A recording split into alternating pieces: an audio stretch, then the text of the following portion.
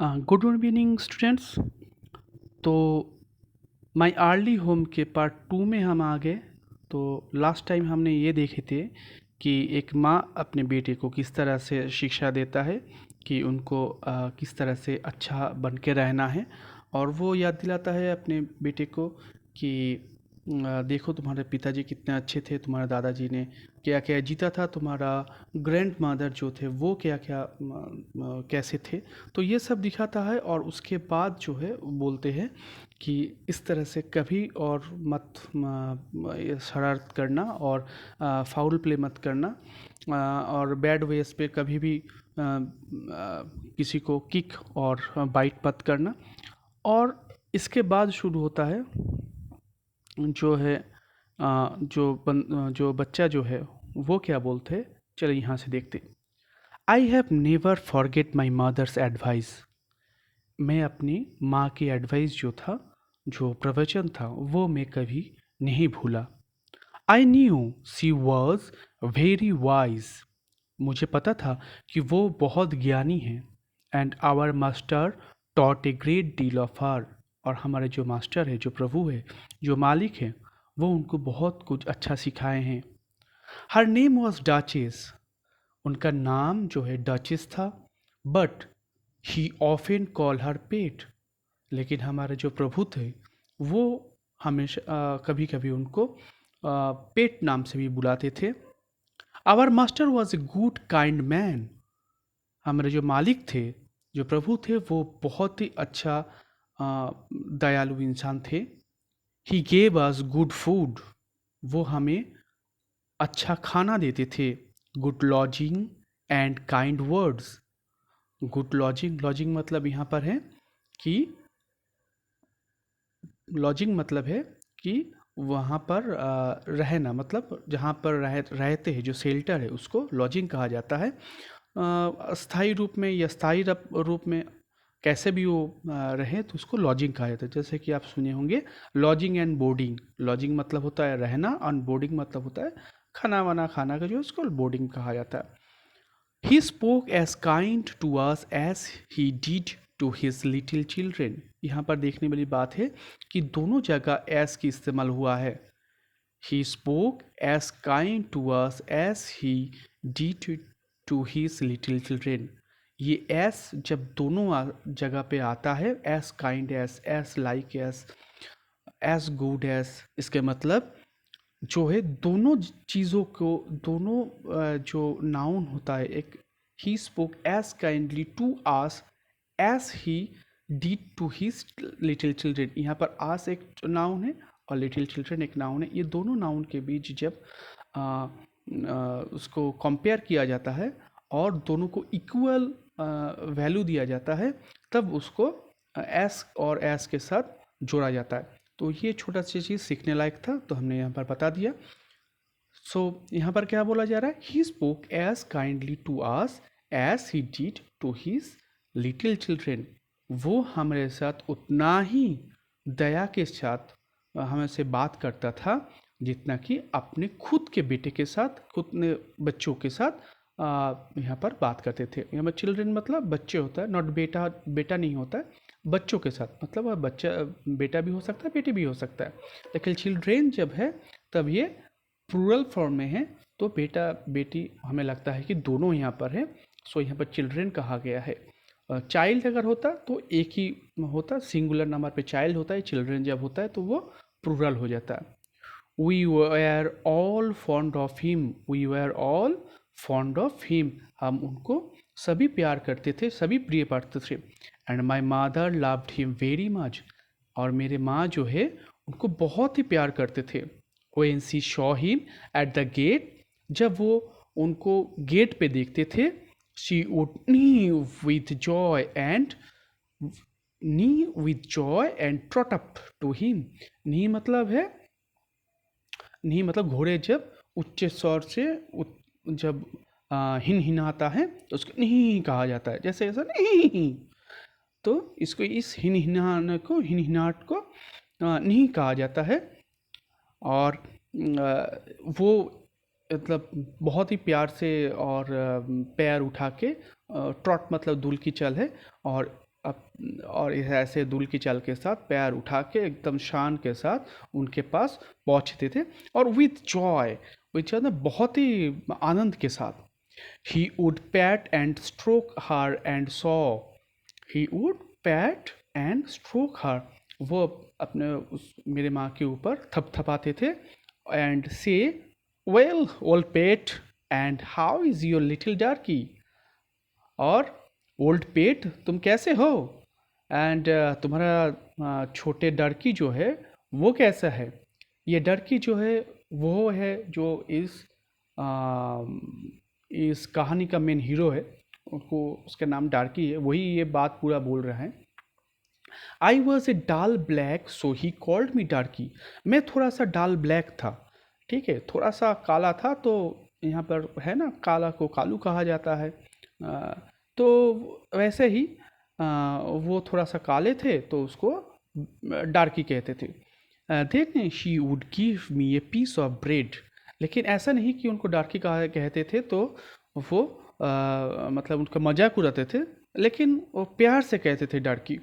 और उसके बाद यहाँ पर then he would give me a piece of bread, और उसके बाद वो मुझे एक ब्रेड के टुकड़े जो है मुझे देते थे, विच वॉज वेरी गुड, जो बहुत ही अच्छा था।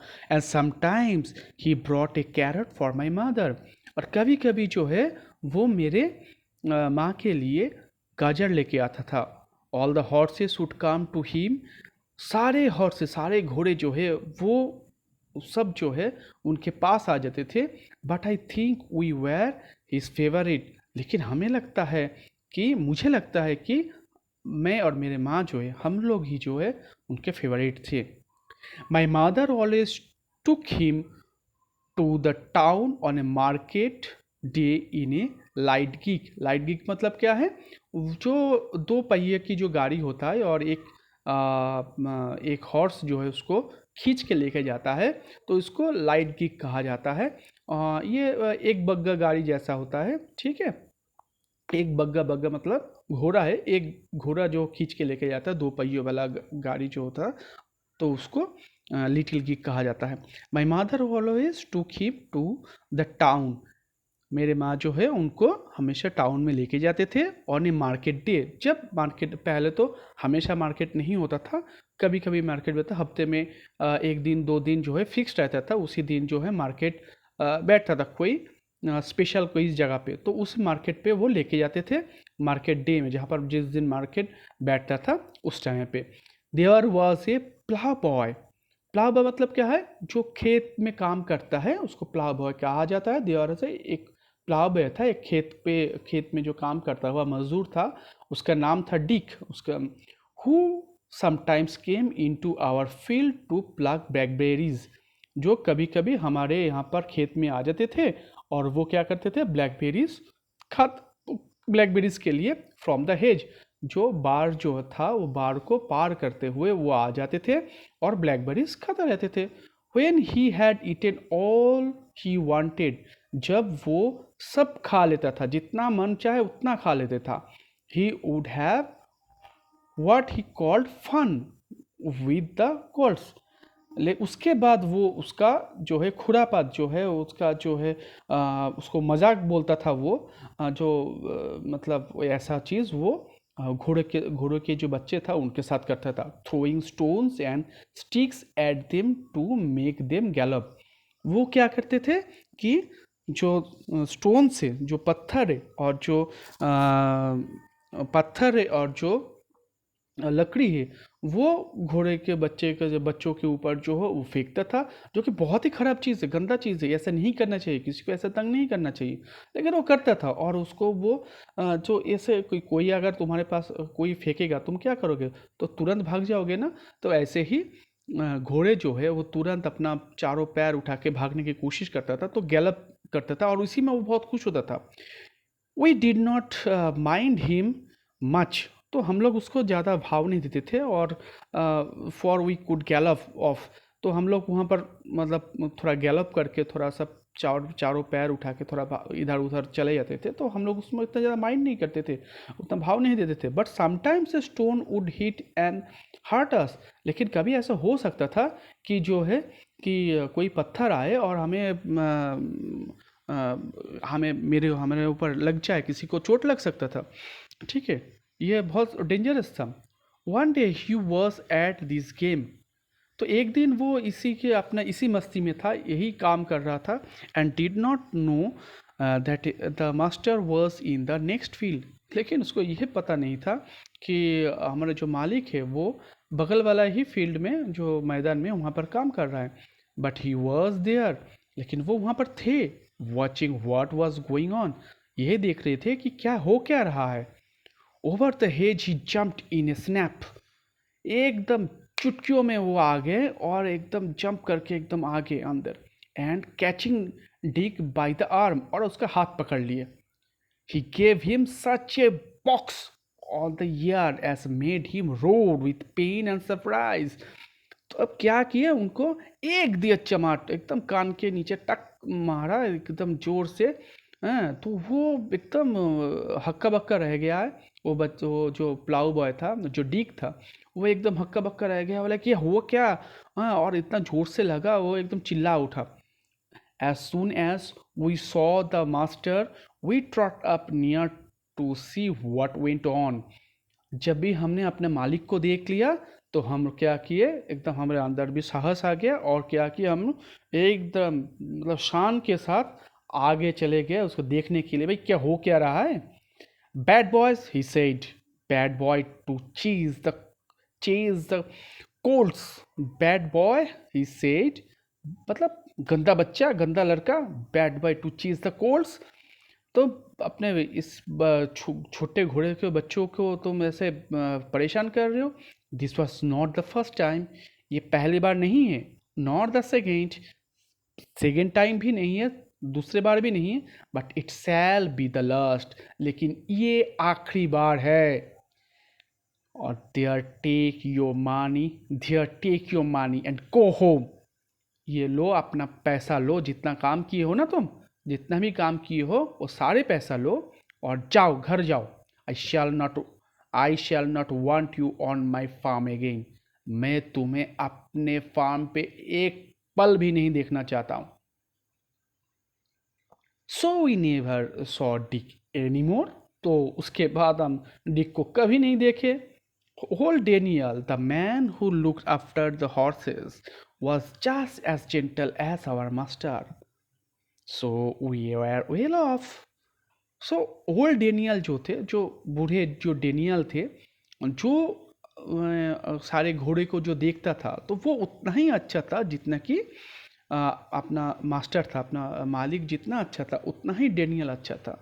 तो हमें और आने वाले दिन में कभी हमें परेशानी हुआ ही नहीं। तो ये ब्लैक ब्यूटी नाम का एक कहानी था जो एना स्वेल ने लिखे थे। तो वहाँ सा ही छोटा सा अंश जो यहाँ पर लिया गया है, और हम यहाँ पर ख़त्म करेंगे इसको। और इसका कुछ ज़्यादा तो मुझे लगा नहीं, ऐसे क्वेश्चन एंड आंसर है इसका, हम उसके बाद में कर लेंगे। लेकिन इस पार्ट 2 में मीनिंग का ज़्यादा मुझे क्रिटिकल मीनिंग्स मुझे लगा नहीं। फिर भी नेक्स्ट वीडियो में इसका जितने भी मीनिंग हो सकता है कि उसको मैं इंक्लूड करने की कोशिश करूँगा। और एक बात है कि अभी जो है कोविड सिचुएशन बहुत ही ख़राब हो रहा है, और सभी जो है प्लीज़ घर पे ही रहिए, मास्क पहनिए। अगर आपको बाहर जाना है तो मास्क की इस्तेमाल ज़रूर कीजिए, और अपने हाथों को जो है सैनिटाइज करते रहिए। और ये दिन जो है बहुत ही जल्दी बीत जाएगा। चलिए ठीक है, आज के लिए इतना ही। Thank you very much, bye.